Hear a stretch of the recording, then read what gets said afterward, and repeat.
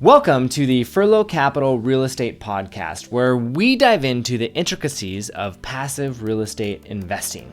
And our mission is to equip people to invest wisely, not only in properties, but also in the residents, so that together we can build wealth and improve housing. I'm James, and this is my wife, Jessi. Hi. How's it going? Still here. Still here, still ticking. That's good. I got a property that I want to talk about, and some good news. Mm-hmm. We, I guess it would technically be put in an offer and got it accepted. We have a property under contract. Woohoo! Yeah, sweet. Yeah, we didn't really celebrate it. We'll figure that out. Maybe after we close in like a couple weeks. Yeah. So this is it's a single family home. And the owner is in pre-foreclosure, and he's in just financial trouble. And he owes the bank $40,000 because he had two loans.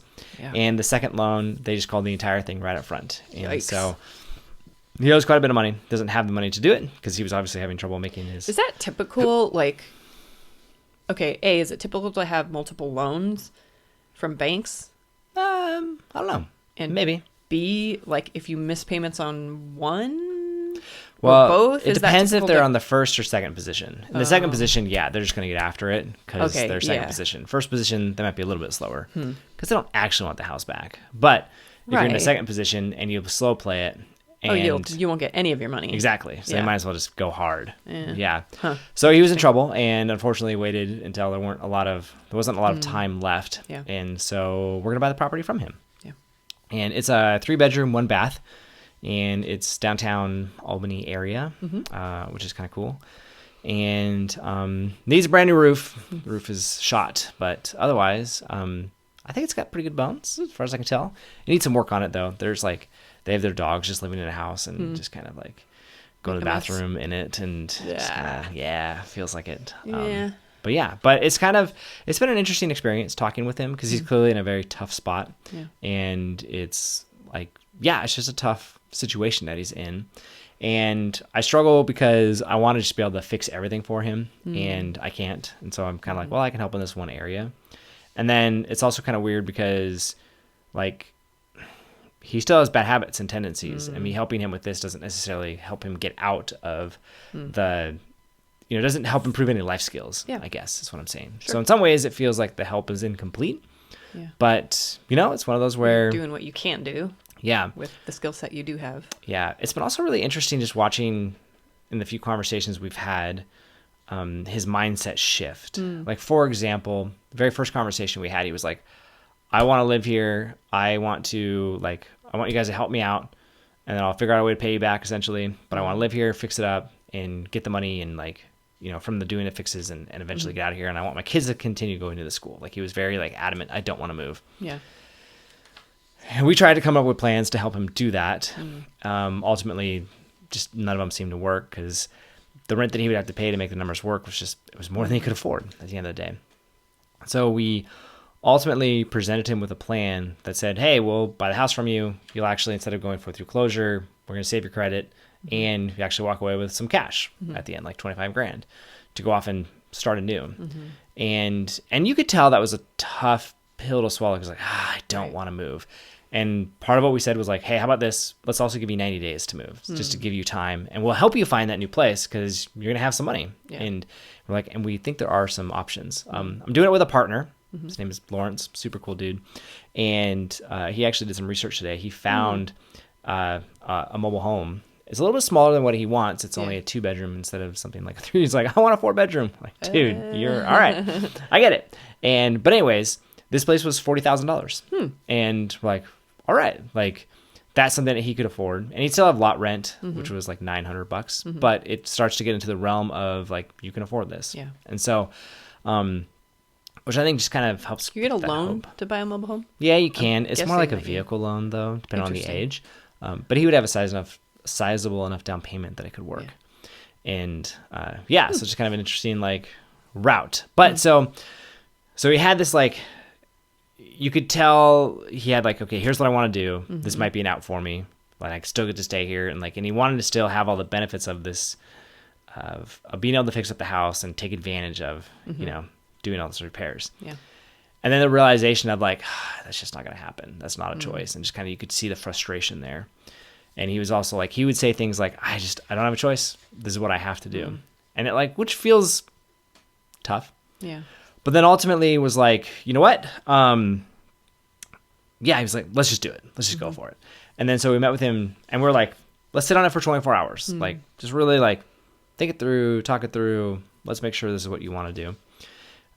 Because he doesn't really have much of a choice. And so today you could tell he had, like, he'd come to terms with it and was even like, you know what? I think this will be good. I'm going to start fresh. It's like starting all over. He's like, I'm even thinking about, I'm going to get a different job. Like, 'cause I'm getting underpaid and I think I can do like, I don't know. You could see there's just more energy and excitement. I'm like, okay, this is going to be good for us. Yeah.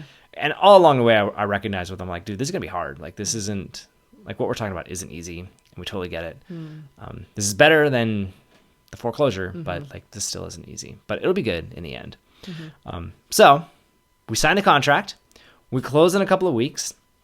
And there's some details behind like all the purchase price stuff.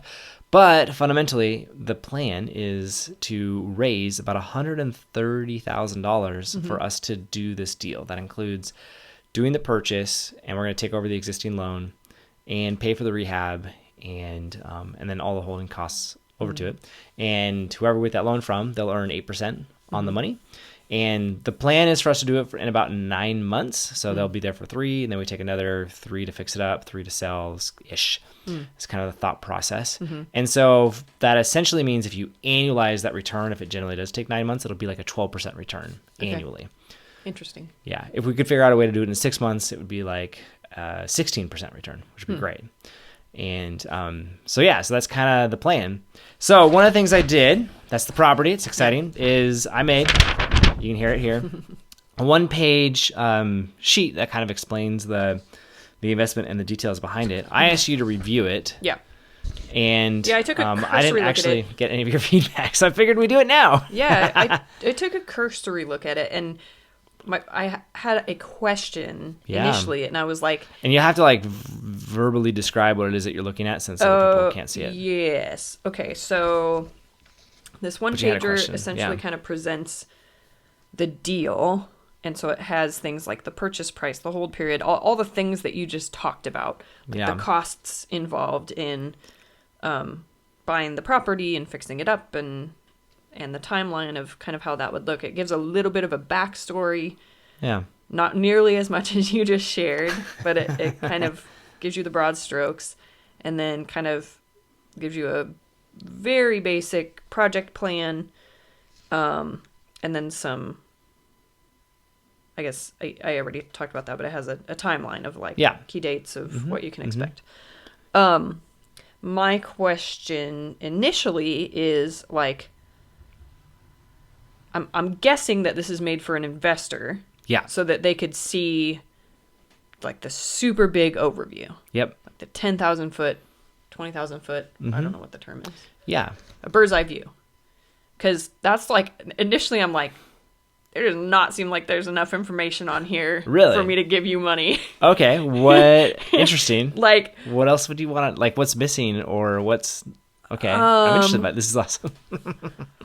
I don't know exactly. Like, I guess I want like a case scenario of like I mean, you put on here like a $50,000 loan. Like if I gave you $50,000 of my money, would return me $4,000. Yep. But I'm kind of like, okay, how does that all work out? Like I feel like some of these expenses that you listed out are real expensive, and like how is that gonna land underneath like this rehab cost of $58,000? Like that doesn't seem like enough. So I have all these questions of like, I want some more specifics here. Yeah. Like, yes, this is okay.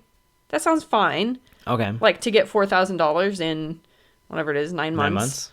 That's pretty good for me doing nothing. Yeah. Like I'm okay. I'm not doing nothing. No, you're doing nothing. I'm giving my money to you. For it not costing you any time. Yeah. It's not costing me any time. Like I get that, and that sounds like cool.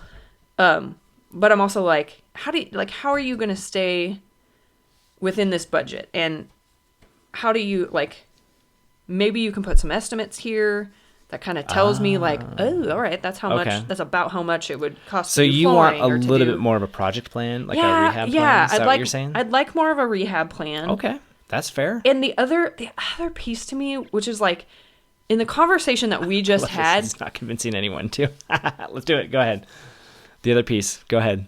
Well, I think it could convince someone. This is, by the way, what I have to deal with. This is what you have to deal with. I'm sorry. It's awesome. No. This is great. You're making it's how I look at everything, and I'm like, no, you're great. This is fine. So normally, it could be better. Normally, like this is so awesome because normally, like when I've done a syndication, like preparing for that, I'll have this, and then there's a link that's like, dude, if you want a lot more information, there's a ton more stuff, and on that web page, I've got like, here's the like. All the numbers. Which in my mind, I'm like, finally, yes, that is what I actually want. Yeah. This is just like, interesting. Oh, we had a little face-to-face, and here's my business card. Oh, interesting. You know what I mean? Okay. Which I'm like, then make it smaller, even. Like, if that's all it is, put the bottom line on it and be like, here's the details. Like, go read this and get all the ins and outs of everything. Because so we had joked, like, we didn't joke. We were talking about that idea of like, okay. So, for example, it's myself and Lawrence, and we just have our names and photos, and that's it. And something that Lawrence mentioned, he was like, man, it'd be nice to have like a backside some credibility. That's our portfolio or like tells us who we are. Yeah, credibility piece. And I'm like, that's a great idea. Which I was also like, the people we were talking to, because it's not very much that we're raising, I'm like, it's a pretty close-knit group. Like, they know who we are. But he was like, yeah, but not everyone knows you, and not everyone knows me. And it's like, okay, that's fair. But then I was like, we also did a so for this after repair value of $290, like we did a competitive market analysis. Like that's something that we could include in this packet. Which is like that would be and then a rehab plan sounds like would be another rehab plan thing. With just some talking estimates. In general, like what's the I mean, it's okay. This is good to know because in some ways, so we talked about this with syndications, where it's like, okay, who are the people who are involved? We don't necessarily care about the property manager for this, but we care about the construction plan. We care about the projections. Like you care about all the stuff. Yeah. Even though it's a shorter time frame, even though it's a smaller amount, it still all matters. Interesting. Okay, that's good. The other thing, I have one more thing, and then I have another big picture perspective of this document. Oh, this is so awesome. So one is like the deal story. Like having a 10-minute conversation with you paints this picture of who this person is and your heart behind doing the deal. And it's like, yes, it's a deal. Yes, it is a good deal because you can raise the funds. You can flip this house essentially. Yeah. And you've heard this guy's story, and it's like, he was in a spot where the alternative is like foreclosure, bankruptcy, his family's displaced. Like, who knows what happens after that? And it's like, you were saying you're not necessarily solving some of these maybe ongoing issues that he might have, but you are putting his family in a much better spot. And it's like, that's just super hard to build in a paragraph of text. It's super hard to communicate here. Okay. And so I'm like, I don't know. I felt like you were trying to build that or show me that heart a little bit, but I was like, I didn't. That's okay. It didn't quite build it enough or in a way that is compelling, because there's another piece to it that I was like, that you could see it from two perspectives of thinking like, okay, you have such a good compassionate heart, you're helping a guy who's in foreclosure, and you're helping him to be in a better spot. Or B, you're like, hey, there's a sweet deal, this guy can't make payments, and we're gonna swoop in and like take advantage, which is like, I know that's not your heart, and that's not what this sounded like. Yeah.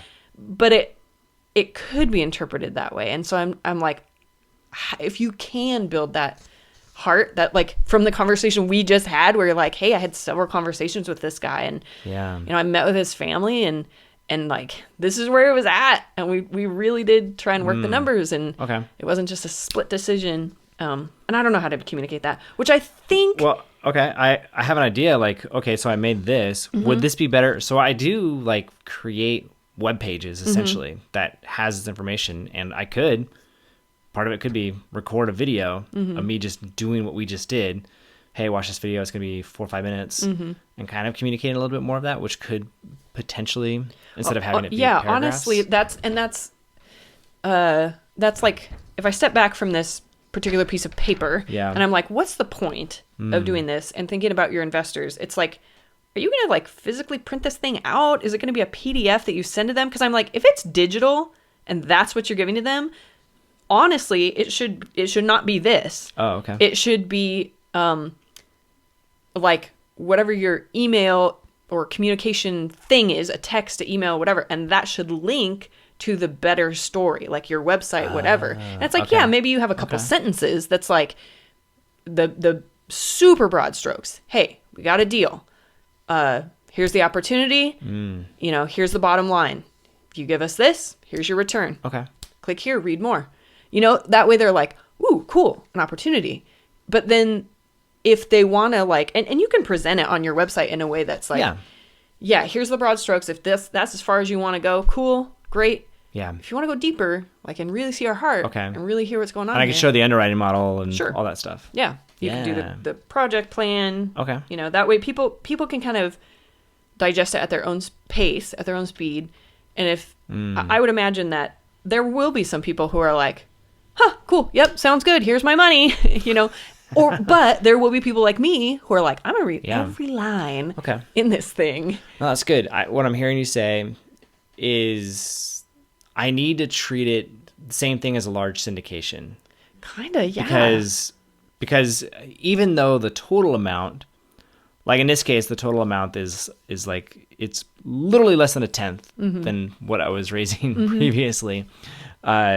It's tiny relative to it. Even though for me it seems tinier, for the individual, right? That's still a chunk of change. It's not, yeah. And in some ways, it presents even more risk because you're like, because that's the other thing I didn't include in this. I just didn't know where it was like, what are the risks relative to this? Which you already pointed one out. Like, how does that 58,000? Like, and that's stuff that I know. No, this is great feedback. I love it. Yeah, I mean that's awesome. That's a good point. Is like if you think about this for your syndication, you were asking people to lend in that range of 50 to 100,000. Yeah. You know, ideally. It's the same range, you know, so it's like as an individual, like you were saying. Yeah, that's fair. Now there's a key difference, and maybe it's somehow even describing it like, so with the syndication, you were buying equity into it. Right. So you were kind of tied to the performance of the property, which meant there was some good upside, but also potential downside. This is a loan. Yeah. So it's different. Yeah. And one of those where even if this thing goes sideways, I'm still on the hook for the loan. Yeah. Which I don't know how you feel about that, but like that's still there. So in theory, there's less risk, but at the end of the day, it's still there. And so, okay, no, that's great. I know what I'm doing tomorrow. Which is like, I mean, you already have kind of a template of a web page. Oh yeah, totally. And I don't think it needs to be nearly as exhaustive as the other one was. Like I don't need to do a market analysis necessarily outside of the CMA that was already done. Like I went really deep into like, here's Astoria, here's what it's like, here's the population trends, here's all these numbers make sense. Like that's not important. Need to do that. Yeah. But what I'm hearing you say is I need to give myself more space to tell that story of what's going on and my heart behind it. I also need to flush out the rehab plan to prove to you why this number, which part of me is like, dude, the budget is what it is. Like that's the determining factor, not necessarily all these repairs got to get done. But I understand what you're saying. I got to show the repair plan and even build out a little bit more like of the team, who are those people in charge. And what was the last? And talk about risk factors. And that, which again is partly the rehab, partly some other stuff, right? What does happen if the market just suddenly tanks and crashes? Now what? Those are good things to know. All right. That's super helpful, honestly. I appreciate that kind of feedback. There you go. There's my thoughts. Dude, that's awesome. Cool. All right. Let's go superficial here. I did not use the sandwich model at all. So I sent Jessi a text message and I said, hey, I made a flyer. Critical feedback welcome is how I wrote it. Because I know, like, most people I send it to, like, looks great. I'm like, cool, man. Not helpful. Yeah, but I know, like, you'll be brutally honest about it. And in some ways, this is relatively new, doing things like this, so I'm still learning. And I struggle with what they talk about sometimes is the curse of too much knowledge. I know all about the deal. And so I'm like, okay, it's hard for me to pick and choose like what to share. And so like that's helpful for someone who some but not a lot. Did you even read the disclaimer? Does that scare you away? Yeah, I read it, and I honestly looked at it like, yeah, you have to put that on there. Okay. I don't know. No, I didn't fine. really worry about it that much. It was just kind of like... I thought about like, so normally this would be like on a website. Yeah. And so you wouldn't even include it on the flyer because they have a link that would then have it. Yeah. Do it. And so, but I was like, well, it was kind of intended to be standalone. So I was like, oh, I should add it there. Because I almost had a thought of like our two photos are the pictures of us are covering up the photo. I was like, that'd be like perfect to put it in this corner. Which I don't get the concept of a flyer. It's just, it's an easy one-page thing that's like tangible that someone can quickly look at and ideally say like, yeah, I want to know more. And in which case it's like, hey, let's get a phone call. Because I feel like for that thing that you just described, it's way less information. Oh, really? Yeah. Okay. Like what? Okay. For that thing that you just described, it's a postcard size, maybe even smaller. Really? Like it just has. Yeah. What would it have on there? Like I've got boxes, right? I go purchase price, hold period, stabilization cost, total cost, interest rate. It would almost be like your name, contact information, the website where I can get more information. Yeah. On one side, kind of like a business card. And then on the other side, I would have some of these boxes. Okay. That's it. An investor, like almost saying like, hey, we're looking to raise this much over this amount of time and you'll earn this. Like really like there's 3 key pieces of information. Or maybe like, and here's what the asset is or the terms maybe. Yep. Okay. Yeah. It's a single family home. It's for this price. Here's what we're at. Here's maybe what we're raising. Dates is important to know. Yeah. It's a really pared down version. Because then it's like, I look at that and go, huh. Intriguing. You know, I'm not making a judgment call already. I'm not forming opinions because you're giving me this information. I'm like, wait. You know, it gets me in already that I'm like, okay. And then you have a better opportunity. You have more space and a better visual to present the information to me so that I can get my questions answered. Okay. All right. Because this isn't enough space, really. Right. Correct. Yeah. To do all the stuff that we're just talking about. Yeah. Yeah. Or, I mean, it could be a packet. I mean, it could be multiple pages. Well, but at that point, you're like, we live in a digital, make a website. A digital world. I felt like Barbie girl just then. We live in a digital world. Yeah. Like, that's how people consume information. Right. So I honestly, I feel like the card or postcard, whatever, is a throwaway almost. You know, if you have it in person and you're meeting with people in person, like, sure, it's a good thing to have something. Yeah. But I remember when I was working with, super interesting. at the church a little bit too. We kind of talked about it. Okay. Having and with the real estate agent that I worked with as well, we kind of talked about this idea of like the person doesn't really care about the thing, like, because you're never gonna get all the information on the little card or handout or thing that you're handing out. Yeah.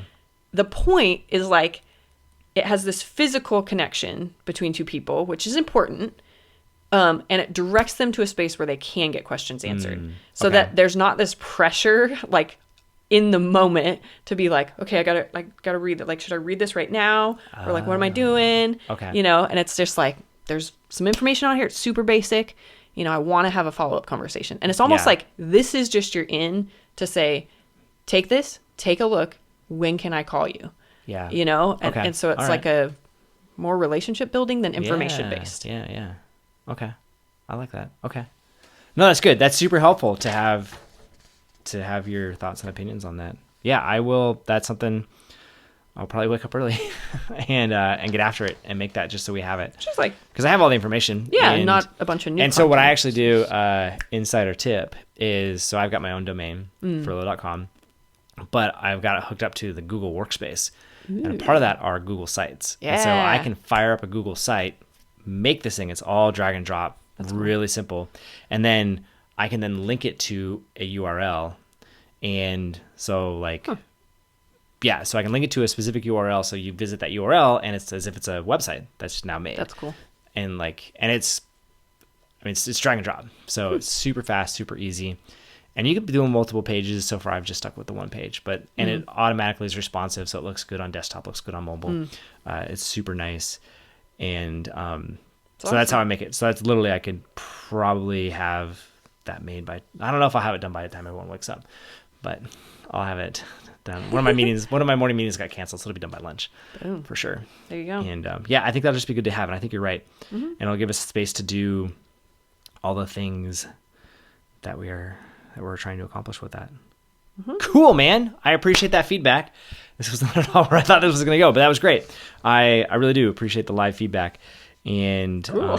And this is my you are a part of my secret weapon in terms of like making sure the quality, both in terms of the investment and the communication, everything stays high, because you have high standards. This is why you put up with my attitude of nothing's good enough. Nothing's good enough because this could be better. Because it makes it better. I gotta find that right balance of like.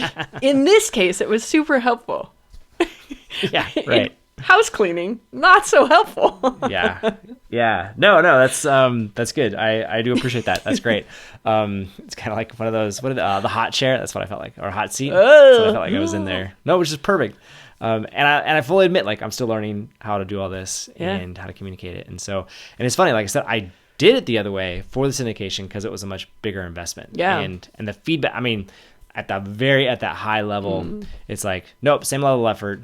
Even for something like this, doesn't matter. That's important to communicate that and build it all out. And it's good. And I was getting fooled into thinking for myself, it's a much smaller amount, so you don't need to do as much. And the answer is like, no, it's still a big amount for anybody.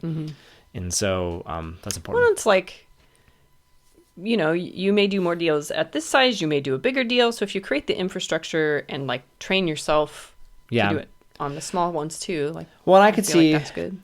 If we head down this path and continue to do more flips, you get to a point where you get someone where, like, after they've done it a couple times, like, dude, I don't need the flyer. Just tell me how much. Yeah. Because they get the system, what we're doing. And there's that. And you have all of that. You have that tidal wave of credibility, essentially. So they go, yep, I get it, man. Just give me the high levels. Yep. And they're good. But I don't have that. So I got to build the credibility. And it's just great practice to keep up, to have it. If anything, it's just a good tail of the tape of, hey, here's what we did and here's the thoughts. Cool. Awesome. Thank you for that. I appreciate it. And hopefully you also enjoyed that. Me critiquing my husband. Call this. And Jessi goes off. No, it was great. It was awesome. If you want critical feedback, apparently give me a call. No, it's awesome. I was talking with Lawrence and I said one of my pastime hobbies is critiquing resumes. Because there's a content piece and a formatting piece, and I love the two of them together, which is what's so funny about me getting critiqued for that, because it's essentially a resume. It's all great. So again, hopefully you appreciated that, at least found it entertaining, if not insightful, which would be awesome. And so we'd appreciate it wherever it is that you listen to podcasts if you'd leave us a quick rating. And again, thank you for listening, and have a great day.